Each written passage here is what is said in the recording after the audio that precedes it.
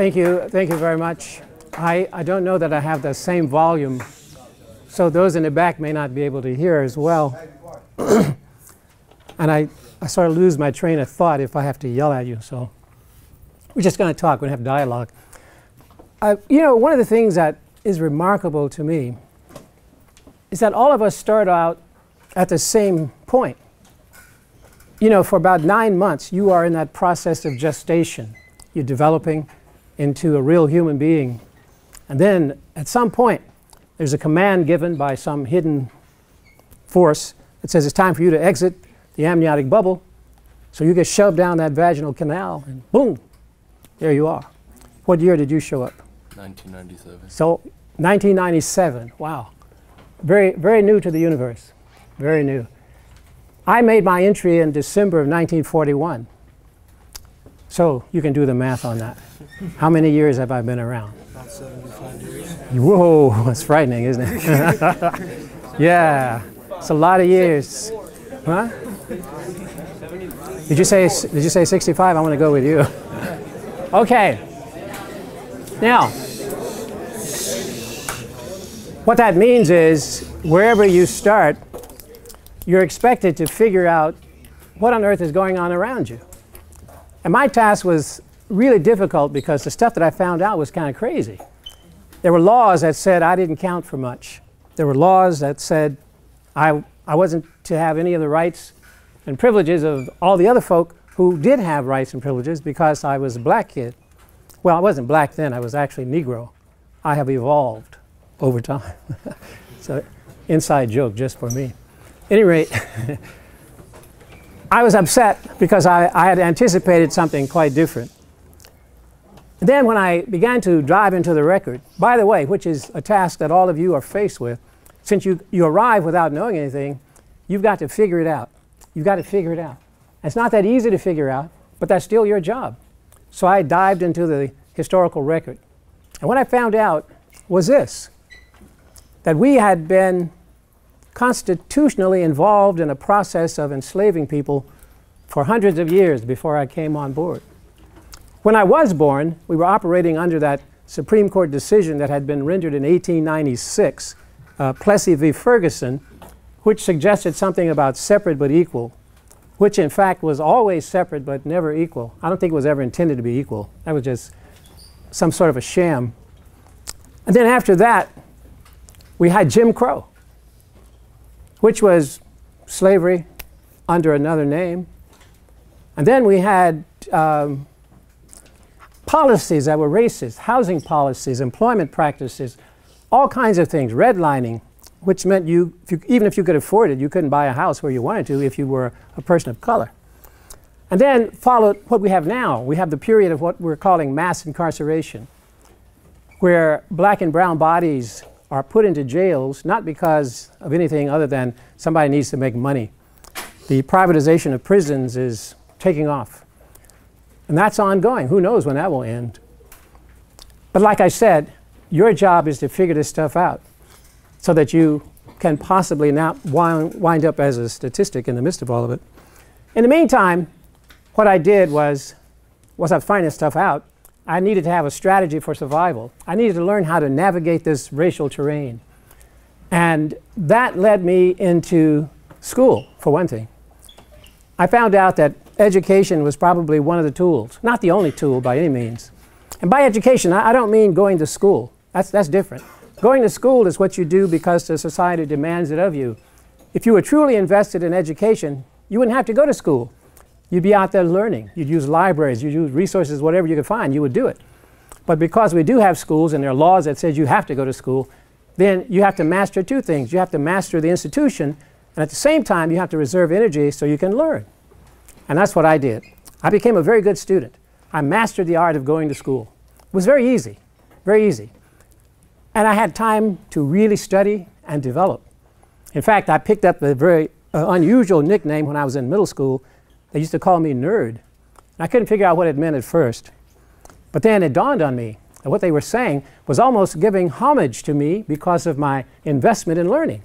And I was proud of that label nerd. In fact, I said if I'm going to be a nerd, I'll be the chief nerd. So I wanted to be the best of the nerds. And that's been true for the rest of my life.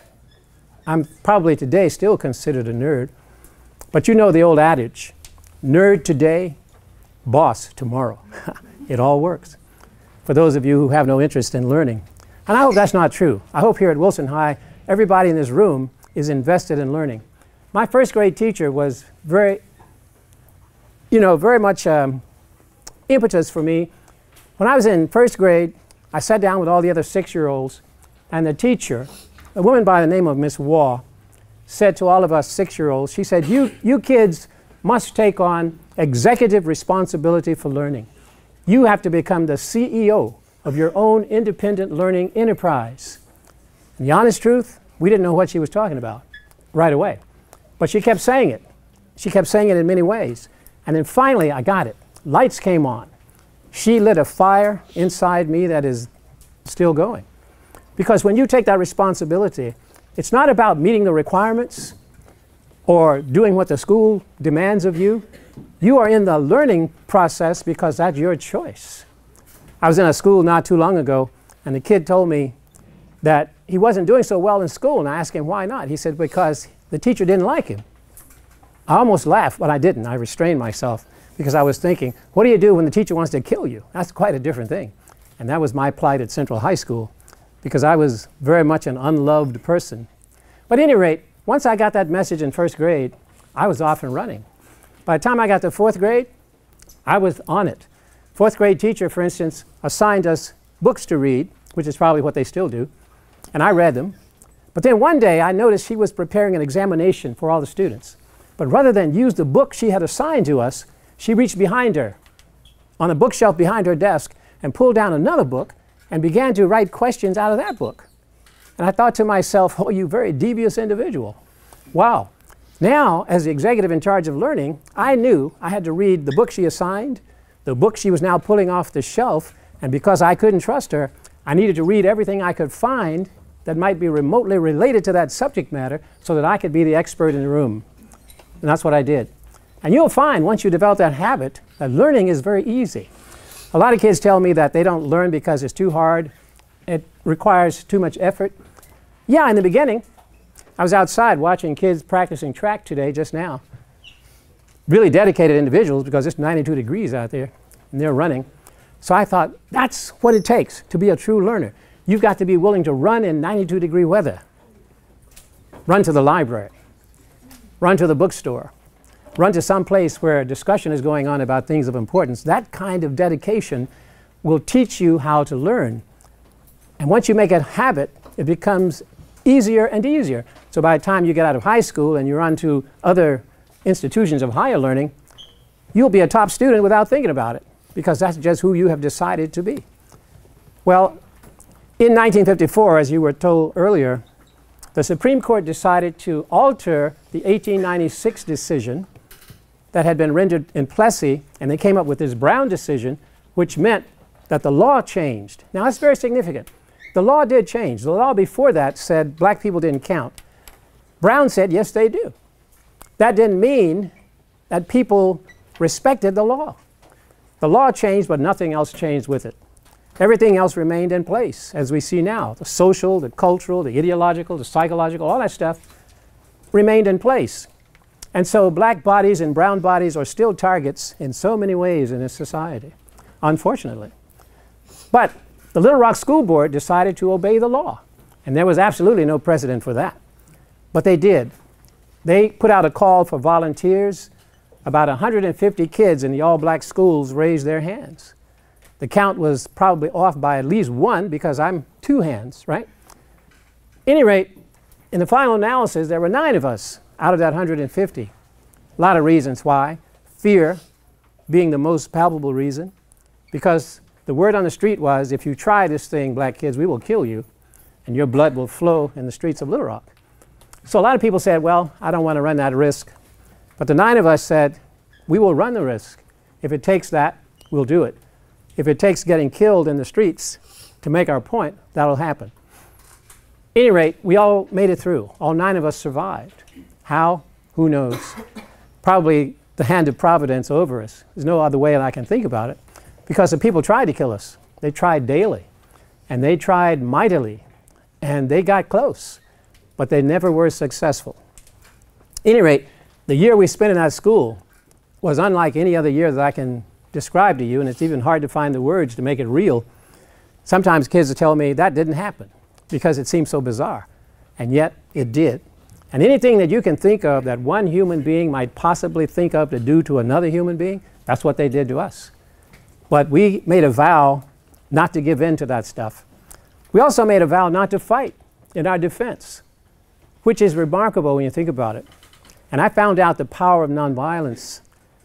You know, I got beaten around in the hallways a lot, but there were many times when the kid beating me up found himself at a point where he couldn't throw another blow because I wasn't fighting back. And something inside him would say, this kid's not fighting back. I can't take advantage of somebody who's not going to fight, so they'd walk away. Because I was standing there in victory. He'd walk away in defeat. And there's the victor, bloody and bruised. And you might say, well, that's not an equation that I like to see. Doesn't matter. When your goal is going forward, you don't allow yourself to get caught up on the same level as those folk who want to tear you down. I know that's a hard lesson, especially in high school, or even in middle school for that matter. I told this same story in a middle school recently, and one kid said to me, Dr. Roberts, you're crazy. I said, why? He said, because I would hit somebody in the mouth. They hit me, I'd hit them back. I said, oh yeah, really? What did you do with the second one who hit you? Well, hit him too. And the third one, I'll hit him too. We got up to 990,000. He's still going strong. I didn't even question whether or not he thought he might get weary along the way or what he expected to achieve by busting all these folk in the mouth. Certainly had nothing to do with learning, except maybe how to repair your knuckles later on.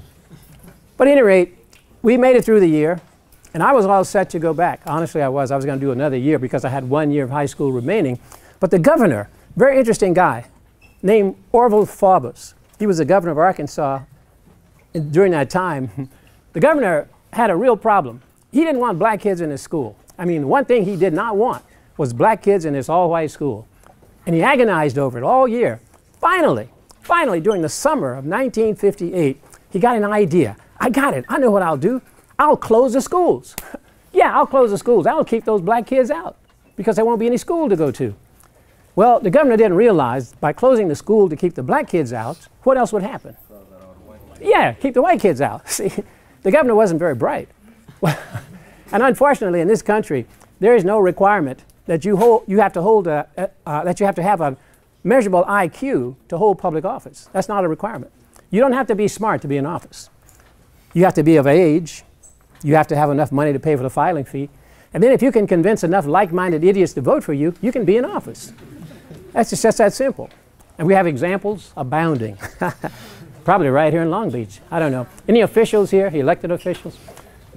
You'll speak for yourself. At any rate, because the school's closed, however, and remember, I'm the executive in charge of my own learning, do I stick around in Little Rock wondering what's going to happen? No way. I'm so committed to my own learning. I moved to LA because I have relatives here, come to Los Angeles. I go to LA High School. I graduate from there in 1959. During that year, 58, 59, I persuaded my entire family to move, so all of us left Little Rock, came to LA. And I've been a Californian since, with a brief foray into Illinois for a doctorate degree, but then I came back. So that's a very short story. Now we're going to have our dialogue. We're going to talk together. And I notice some of you have questions even. And even though those questions that you've written down, let me see if these questions make any sense. Maybe. And even if not, whatever question you have, we will entertain. So who wants to be first person with a question? Is that going to be you, sir? Well, tell me this. If you had a question, what would it be? Put him on the spot. He will help you out, though. No, he's looking around for help, too. Okay, where's the first questioner? Here we go. You stand right up and speak loudly. Okay, pay attention. One of your fellows is about to speak. What kind of intimidation did you feel going to all-white school? His question is, what kind of intimidation did I feel going into that setting? I felt totally intimidated. My fear level was off the chart. I'd never felt that much fear in my life. I thought I was going to be dead in seconds. It was hard to stand up because my legs were so wobbly. I could barely speak. My armpits were wet, flowing like Niagara. Yeah, I mean, it was really bad. Thank you. Did you say Why did you say Stand right up. What type of threats were you faced with? What type of threats? People said pretty much like this. Pay attention. I'm going to kill you. Okay.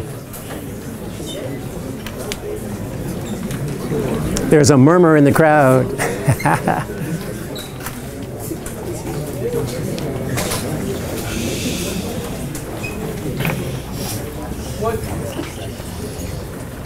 What happens when you internalize hate or racist belief? How does that manifest itself?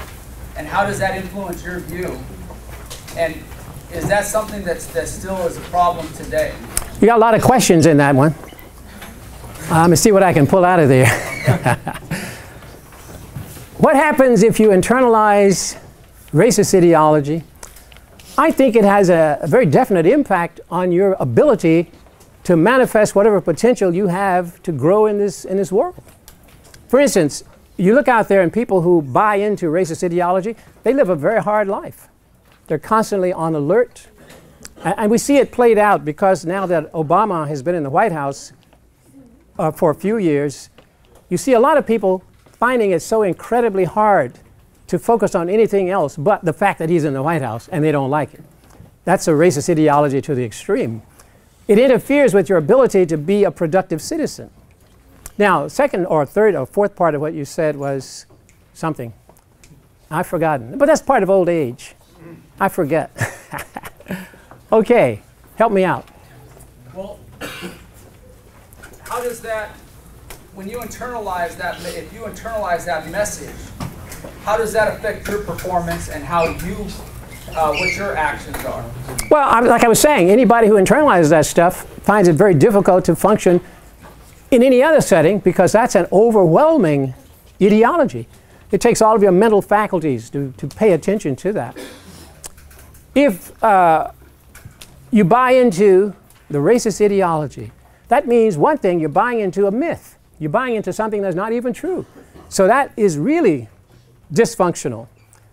It impairs your ability to process what is truth. And you know, problematically in this country, we all suffer from it to a degree because the whole national narrative, I call it, is built on mythology. Well, I don't know if they still teach this, but when I was in 4th grade, the teacher started telling us about something called manifest destiny. You ever hear that phrase? They're still teaching that stuff? See, that's part of the myth. The manifest destiny myth says that European settlers came to this country blessed by God and given their manifest destiny to sweep from the Atlantic to the Pacific and occupy all the territory that they found. That's all myth. The truth of the matter is the European settlers did come, but not because they were blessed by God. They were into greed and selfishness, and they were willing to kill all the native people through a process of genocide. They were willing to enslave Africans to build up the wealth of the country. They created a war with Mexico on some made-up pretext so they could take what's now the southwestern U.S. And that became the reason why there was this Atlantic to Pacific exploration and finally acquisition. That's the truth. The myth does not fit that. But if you buy the myth, you get all confused. You get very confused. You begin to think that because, quote, your ancestors were part of that European march, that you are entitled to having all of this stuff. Unfortunately, that's not how it happened, and you get mentally confused, and bad things happen as a consequence. Well, that's just one example. There are lots more. Yes? You know, there was a kid I was talking to last period, kid Preston, a kid named Curtis Preston, and he was indicating he wanted to ask you what was it like leaving Little Rock and then coming to LA High. How would you contrast your experience there and then coming here? Oh, there he is right there. I'm sorry, I thought he had comments. Oh, he's right here. Yeah, it's me. Oh, compare and contrast. Oh, yeah, actually it was pretty cool because I already knew in advance. I had relatives here, so we communicated. And I knew that coming from Little Rock to LA would not change anything for me because the racist ideology of this country was the same here as it was there. It still is. In fact, for some of you may be a little confused about this, because I think for some of you, racism exists in the South, whatever that is. And that sometimes is considered to be the southeastern part of this U.S. I'd like for you to recalibrate your mental maps so that from this point on, the South is anything south of Canada. So now that you got that straight, you can understand how I was not confused about L.A. L.A. is just as racist as Little Rock or any place else, for that matter. And that's because of the history of the country. See, the whole country was based on a history of racist thought. Our first president, George Washington, owned slaves. And he wasn't the only one. Many presidents after him owned slaves as well. The lives led by George and his slaves happened in the same time and space, but their lives were diametrically opposed. Very different lives. And that has been the sequence of events throughout history, that great separation in the minds of many. But you rise above that when you find out the truth, and you don't have to be caught up in it. That's the beauty of learning. You don't have to buy into the sound bites and the buzzwords that the believers in the myth want to share with you, because the myth is just that, the prevailing lie. All righty. Yes, sir. Did you find any friends at like Little Rock? Like, was there any like white people that tried to like, you know, make? Now, you want to say that again without the likes? Because I get confused. When you throw all those likes at me, I get totally confused. Now try it again. Did you make any friends at Little Rock that were white? See how easy that was? Wow, he can do it. He just didn't do it. I think you've been infected. Okay, anyway. My position is, I am a friend to everybody in the universe. That's my basic position. Unfortunately, most of the kids at Central did not share that, or the ones who did were intimidated by the others who said that if you speak to that black person, we will kill you too.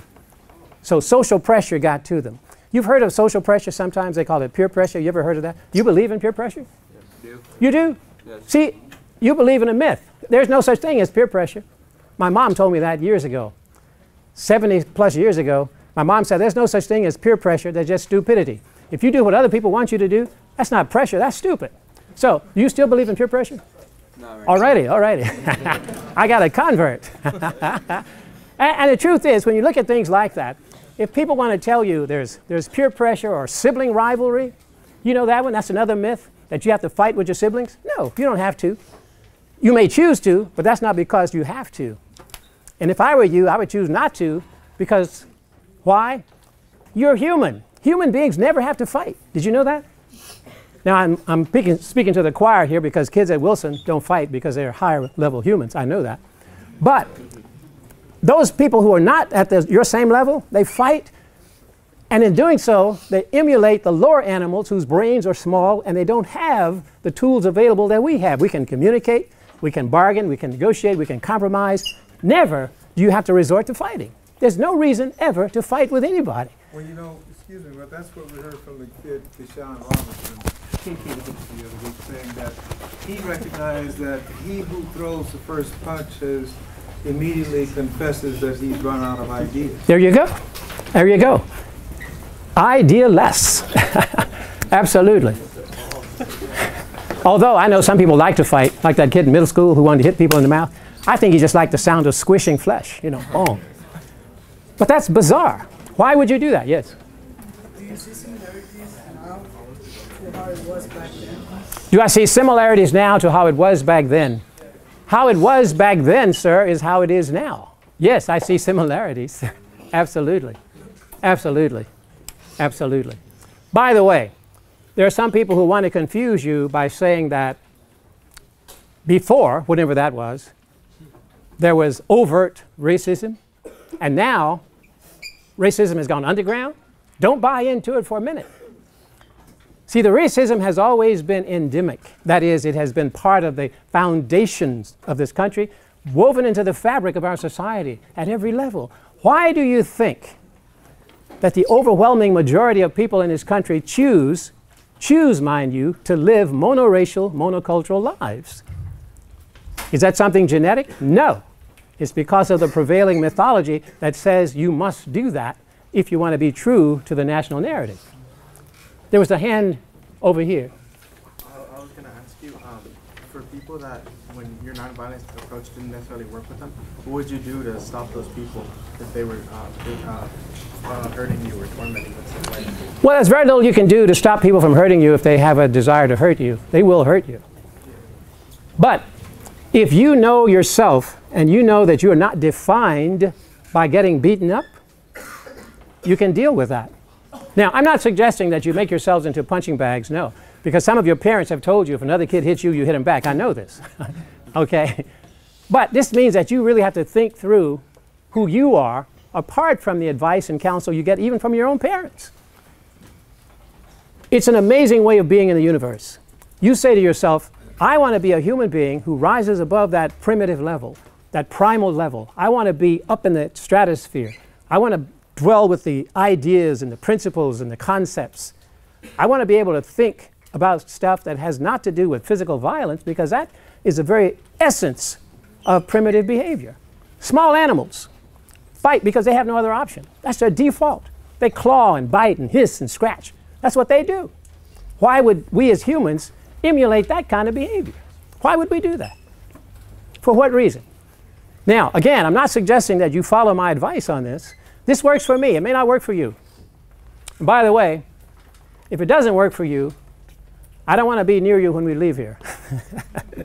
All righty. You had said in one of your TED Talks about Judaism and what all of us are charged to do. Oh, right. Please end with that. Right. Ah, I like that. I like that. That's a very cool thing. In the Jewish tradition, you have a concept called tikkun olam, which means that every single human being in the universe is charged with the responsibility to work to repair the world. It's important to realize that that work will never be accomplished, never completed. And yet, even with that knowledge, you are not relieved of your responsibility to work toward repair of the world. So go forth and do good. See you later. Wow. It is hot. Oh.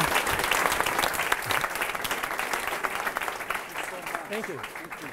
You're going to roast me in here.